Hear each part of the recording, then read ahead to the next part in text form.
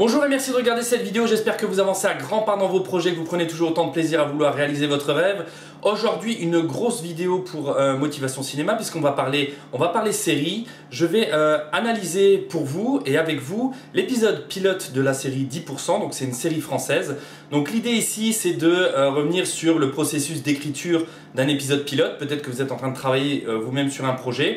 Et je vais vous montrer ce que moi je fais en fait quand j'essaie de comprendre comment fonctionne un épisode. Je le décompose minute par minute et j'essaie de dresser en fait une sorte de canevas de l'épisode. Donc là, je vous retrouverai au tableau dans quelques instants pour vous présenter en fait le canevas de l'épisode pilote et vous montrer un petit peu tous les mécanismes. Et donc je vous parlais, donc c'est la série 10%, donc c'est une série qui a été créée par Dominique Besnéard qui est l'agent des stars. Donc c'est une série qui tourne autour d'une agence d'agents, d'acteurs et tout ça, donc on peut comprendre qu'il y a peut-être un petit côté autobiographique dans cette série. C'est une série qui est réalisée par Cédric Clapiche, le scénario est de Fanny Herrero avec tout un pôle comme ça de scénaristes. C'est une série qui a eu beaucoup de mal à être produite parce qu'ils ont mis 8 ans quand même pour produire cette série. Donc vous voyez, ça prend du temps, même quand vous êtes Dominique Besnéard et que vous avez derrière vous des célébrités qui sont prêtes à jouer dans la série. C'est compliqué d'essayer de vendre sa série. En fait, ils ont eu un problème de timing parce que à l'époque où ils développent cette série-là, ils sont en concurrence directe avec Platane de Éric Judor. Et dans Platane, on va dire qu'il y a un ton beaucoup plus décalé, beaucoup plus, comment dire, un peu plus décalé que cette série qui est plutôt une dramédie, donc c'est-à-dire un mélange entre du drame et de la comédie. C'est quand même ancré dans la réalité, la série se veut très réelle. Et donc voilà, ça c'était le premier problème. Et le deuxième problème aussi, ça a été pour eux d'essayer de convaincre des célébrités de vouloir jouer leur propre rôle parce que on va dire que le concept de la série et le succès de la série repose principalement sur le fait que des célébrités veulent bien jouer leur propre rôle et en plus ça apporte énormément de crédibilité à la série. Donc voilà, c'est une série, la saison 1 comporte 6 épisodes. On est sur du format 52 minutes. Donc là, je ne vais pas revenir sur tous les différents formats parce que j'ai fait une vidéo sur comment écrire ou comment présenter un projet de série. Vous avez le format 26 et le format 52. Ici, on est sur du 52.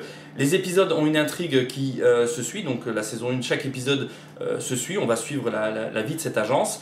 Et donc voilà, c'est à peu près tout ce que j'avais envie de dire au niveau de l'introduction de la série. Et maintenant, on va se retrouver au tableau. Je vais vous présenter la structure et les principaux mécanismes de la série 10%. Donc voilà, on se retrouve au tableau. Ce que vous voyez derrière, c'est ce que je fais systématiquement quand j'analyse une série ou que j'analyse un film. Je fais vraiment une ligne du temps comme ça en zigzag et je minute vraiment toutes les séquences de la série ou du film et j'essaie de comprendre c'est quoi l'élément principal qui est l'information principale qui est transmise pendant cette petite séquence et comment les séquences s'enchaînent les unes par rapport aux autres par rapport au schéma classique que moi j'ai en tête d'un scénario.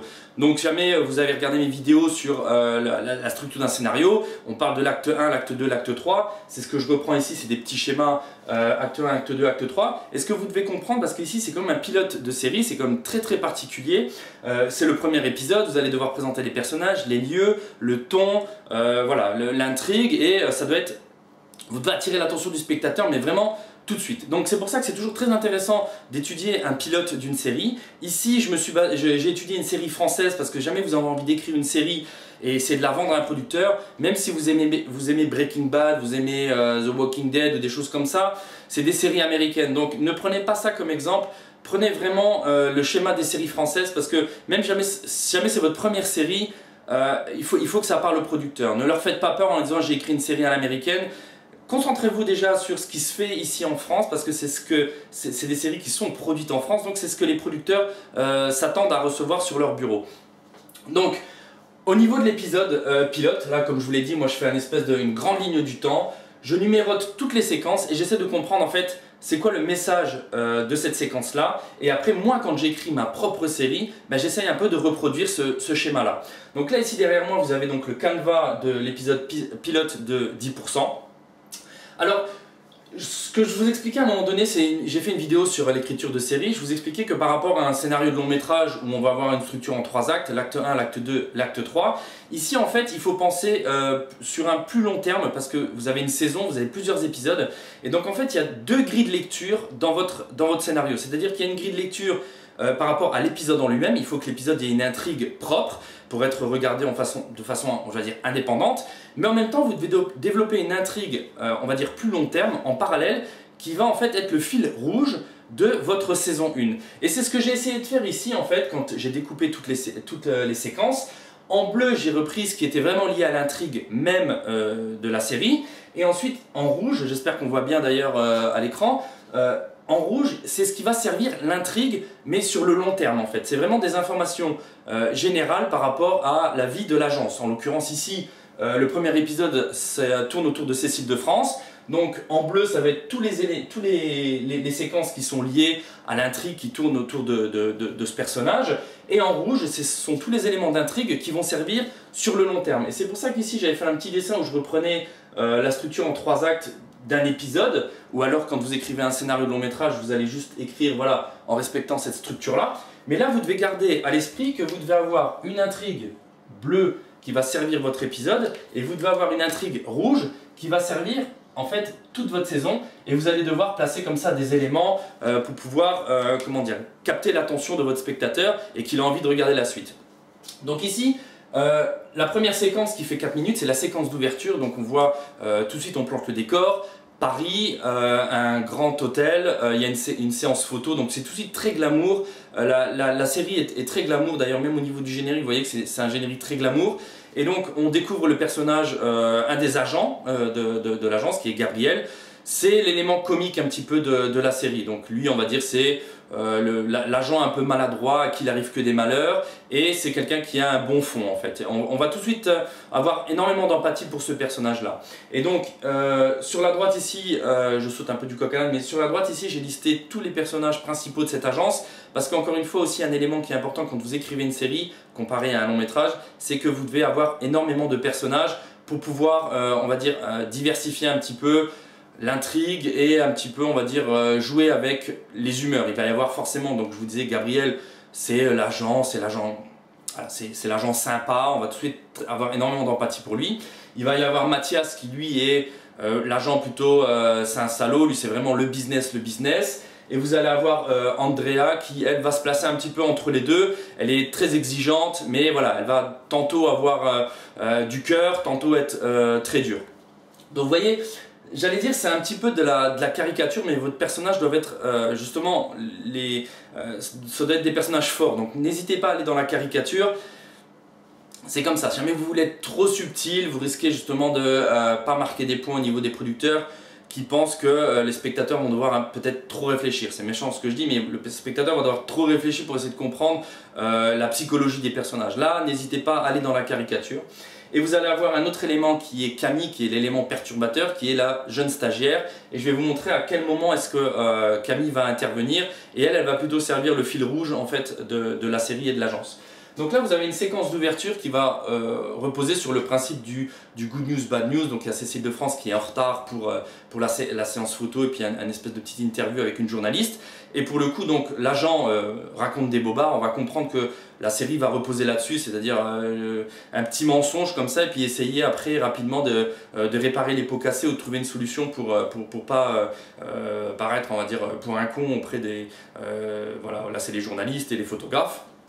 Et donc, dans cette séquence, il y a aussi un élément qui est extrêmement important, c'est-à-dire qu'on va lancer l'intrigue de l'épisode, donc l'intrigue bleue de l'épisode, à savoir que Cécile de France, elle est en attente pour jouer dans le prochain film de Quentin Tarantino. L'agent lui dit « T'inquiète, il n'y a pas de souci, on est à 2 doigts de signer », donc elle est en pleine confiance. Et à la fin de cette petite séquence, alors qu'elle est en train de parler avec la journaliste, elle révèle qu'elle va jouer dans le prochain Tarantino, elle est quasiment sûre de jouer dedans et en même temps l'agent reçoit un message qui dit comme quoi que Tarantino ne veut pas d'elle. Donc vous voyez un petit peu comment que la mécanique de l'épisode va reposer, sur laquelle va se reposer l'épisode, c'est-à-dire qu'il va essayer de trouver un moyen pour qu'elle ait finalement ce rôle dans le film de Tarantino. Donc ça c'est la séquence d'ouverture qui dure 4 minutes. On a le générique que je vous disais glamour, donc le générique fait 40 secondes, 40-45 secondes, très très glamour. Et ensuite, très important, c'est de planter le décor et de présenter tous les personnages à votre spectateur. Et donc là, en fait, on va voir l'agence et on va passer d'un personnage à l'autre où on va voir, donc on va retrouver Gabriel pour que le spectateur comprenne où Gabriel travaille. Et on va faire le lien avec Mathias, qui est, comme je vous le disais, un petit peu l'agent déjà un peu plus âgé, un peu plus salaud, qui veut vraiment signer à tout prix tout le monde. Et on va aussi ensuite passer sur le personnage d'Andrea. On va comprendre qu'elle est très dure avec son assistante, on va comprendre son orientation sexuelle, c'est aussi, elle est très très dure. Et donc voilà, c'est vraiment pour présenter très rapidement, dans une petite séquence qui dure, vous voyez, jusqu'à 6 minutes 15, très rapidement, en une phrase ou en un comportement, on va tout de suite cadrer la psychologie de vos personnages. Donc là, il y a l'élément, au bout de 6 minutes 15, je vous parlais de Camille qui est la petite stagiaire. Et donc elle sort du métro, elle fait un petit peu la fille perdue, elle rentre dans l'agence et elle demande à parler à Mathias, qui est le big boss, enfin l'agent le plus respecté, on va dire, de l'agence. Ils ont une petite réunion, Mathias accepte de voir Camille et on comprend que c'est sa fille. On comprend que les relations sont compliquées, elle a envie de travailler dans le cinéma parce qu'elle est pleine de candeur, lui il voit le cinéma comme quelque chose de très très dur, c'est un univers impitoyable, enfin on voit un petit peu la vision, on va dire, on va placer le spectateur, c'est ça en fait que là où je veux en venir, c'est qu'en fait Camille va servir en fait de point de repère pour le spectateur, c'est à travers ses yeux qu'on va nous présenter la série et ça va être d'autant plus vrai que après on va donc expliquer tous les rouages des agences et tout ça à Camille, comme si Camille était le spectateur et on va découvrir un petit peu tous les dessous du métier d'agent. Donc on a cette réunion qui se passe pas très bien entre le père et la fille. Ensuite on a une réunion professionnelle où là on voit tous les agents, qu'il y a des petites guéguerres entre les agents. On revient ici sur les principaux traits de caractère de chacun des personnages. On comprend qu'il y en a qui sont plutôt dans la collaboration, il y en a qui sont prêts à se piquer les acteurs entre eux. Et donc c'est une séquence en plus qui se termine sur, donc on présente le fondateur de cette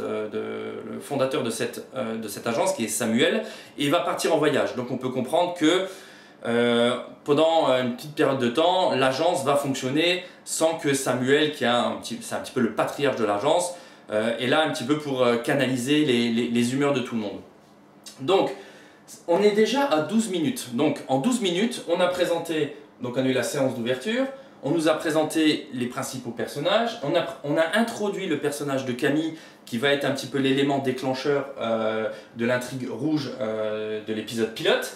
On a cette réunion aussi où Gabriel explique que voilà, pour Cécile de France, elle n'aura pas le rôle dans le Quentin Tarantino. On voit que Mathias est un peu opportuniste, il voit l'occasion peut-être de lui piquer Cécile de France. Donc voilà, et on est déjà à 12 minutes 45. Donc il y a énormément d'éléments qui ont été délivrés, c'est un petit peu ça aussi quand on écrit une série, un épisode pilote, énormément d'éléments comme ça qui sont délivrés en très peu de temps.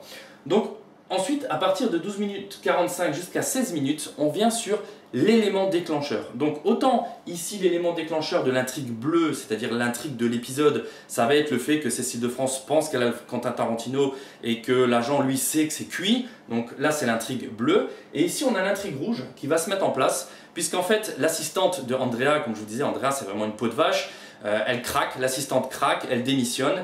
Et comme par hasard, nous avons Camille qui est à la réception à ce moment-là et qui se propose de devenir la nouvelle assistante. Donc on peut imaginer le conflit qu'il va y avoir avec son père qui travaille dans l'agence, elle qui va travailler avec Andrea. Et donc ça lance vraiment l'intrigue rouge. Donc là on est à 16 minutes.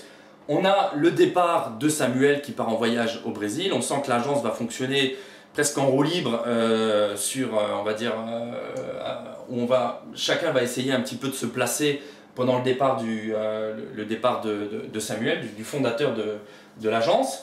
Et donc là on revient à l'intrigue bleue parce que Cécile de France débarque dans l'agence. Donc Gabriel, lui, il essaie de se planquer, il sait que il ment, voilà, tout repose là-dessus aussi, c'est des petits mensonges, tout repose là-dessus, c'est des petits mensonges. Et comment est-ce que je vais trouver une parade pour justement retomber sur mes pieds?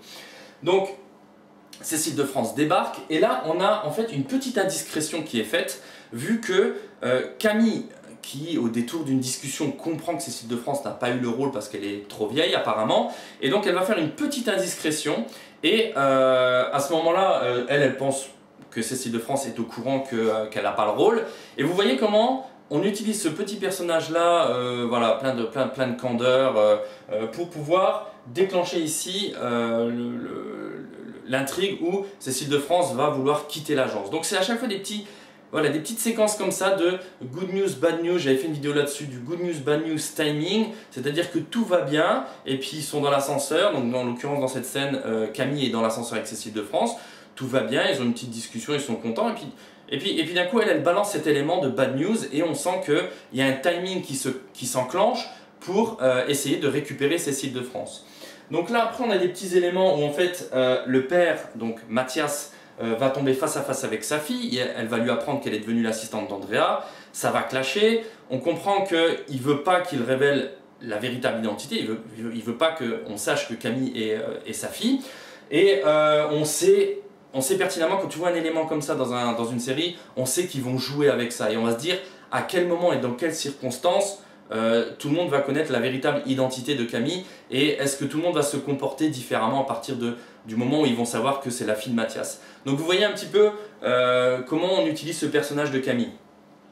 Donc là on a un face-à-face avec Cécile de France, et puis j'allais dire ensuite les éléments vont s'enchaîner sur le principe du good news, bad news, où tout le monde va promettre monts et merveilles à Cécile de France pour la récupérer, et on va comprendre qu'il y a vraiment une petite guerre entre Mathias et Gabriel, et là en fait il y a une séquence que j'aime bien, en fait c'est au niveau de la 32e minute, on va révéler la véritable, comment dire, qui est véritablement Mathias. C'est quelqu'un d'extrêmement opportuniste parce qu'il va déjeuner en fait avec la responsable de casting de Quentin Tarantino, et il va essayer d'y aller en la charmant dans un premier temps, et puis ça ne va pas fonctionner.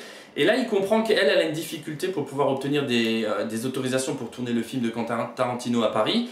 Et lui, comme il a le bras long, il va en jouer. Comme il a le bras long, il va dire ben écoute, ça tombe bien, moi je connais la ministre qui s'occupe à délivrer des autorisations, mais par contre elle est extrêmement fan de Cécile de France, donc si tu prends pas Cécile de France, tu tournes pas ton film. Vous voyez comment il a été opportuniste sur le coup là, et on voit avec ce petit jeu là qui est véritablement Mathias. Et donc ça va faire écho en fait un peu plus tard à qui est véritablement Gabriel, qui est lui l'agent beaucoup plus humain, et il va aller sur l'affect pour avoir Cécile de France de retour dans l'agence. Donc là je pense pas que j'étais un peu trop vite, mais c'est pour vous expliquer un petit peu comment dans un épisode pilote il est extrêmement important de dévoiler la psychologie des personnages, parce qu'après vous allez vous identifier, vous allez tout de suite dire voilà, ça c'est le salaud, ça c'est le gentil, ça c'est le personnage on va dire qui navigue un petit peu entre deux eaux, et on a la gentille Camille auquel je pense tous les spectateurs vont s'identifier, parce que c'est celle qui débute dans le métier comme vous débutez dans la série. Vous êtes spectateur de la série, vous ne savez pas comment fonctionne la série, comment fonctionne une agence, et tout le monde va lui expliquer, mais en fait on utilise ce prétexte-là pour vous expliquer à vous comment fonctionne une agence de stars. Et d'ailleurs ici, vous voyez, j'avais numéroté là au bout de 18 minutes, on explique ce que c'est que 10%. Donc 10% c'est 10% de la commission, c'est la commission en fait que les agents prennent aux acteurs sur leur cachet. Et ici on glisse de façon un petit peu, j'allais dire, subtile. Voilà, les 10% c'est la commission que les agents se font sur les cachets des acteurs, d'où le titre de la série 10%.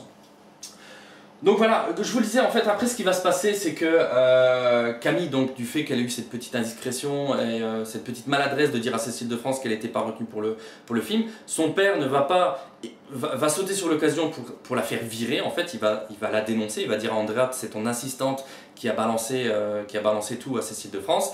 Et on voit que le père, il fait tout pour que la fille ne reste pas dans l'agence. Donc Andrea est un petit peu déçue parce qu'elle avait trouvé finalement en Camille quelqu'un d'assez sympathique. Et Camille va sauter sur une occasion, ça je trouve que c'est vachement bien fait aussi.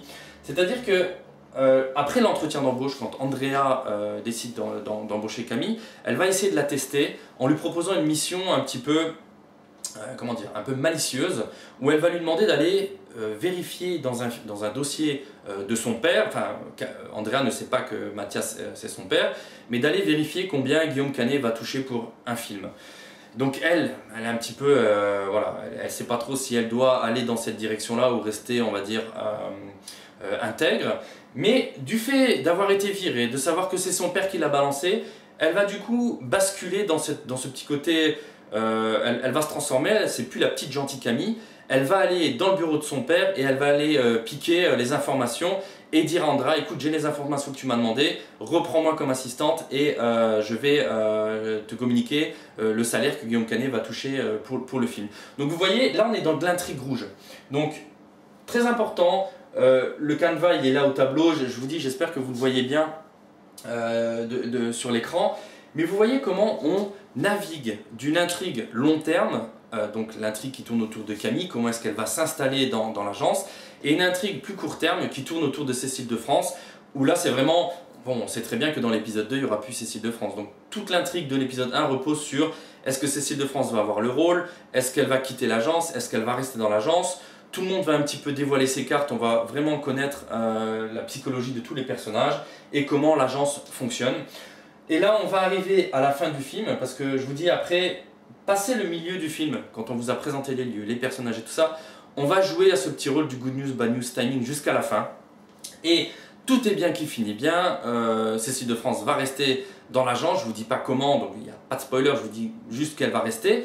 Et au dernier moment, c'est vraiment dans les derniers instants, il y a un élément perturbateur rouge, on va dire de l'intrigue à long terme, qui va justement faire basculer la vie de l'agence. Et là c'est extrêmement astucieux parce que je vous dis c'est la dernière scène, je ne vais pas vous la révéler, mais vous voyez comment dans les derniers instants, alors que tout semble aller pour le mieux, Cécile de France est de retour, on vous balance de nouveau une mauvaise nouvelle et générique de fin.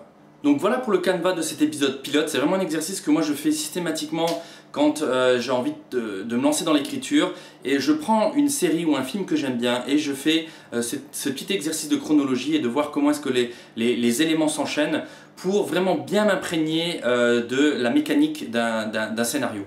Donc voilà, j'espère que cette vidéo vous a été utile. N'hésitez pas à la partager, à laisser des commentaires. Je suis désolé si je parle un peu vite, mais vous vous rendez compte que c'est quand même quelque chose de très très dense. Faites-le de votre côté, vous allez voir, c'est pas du temps perdu. Vous allez gagner en assurance, vous allez mieux comprendre comment fonctionne une série. Et voilà, c'est le meilleur conseil que je puisse vous donner. Donc je vous retrouve très bientôt pour une prochaine vidéo et je vous remercie.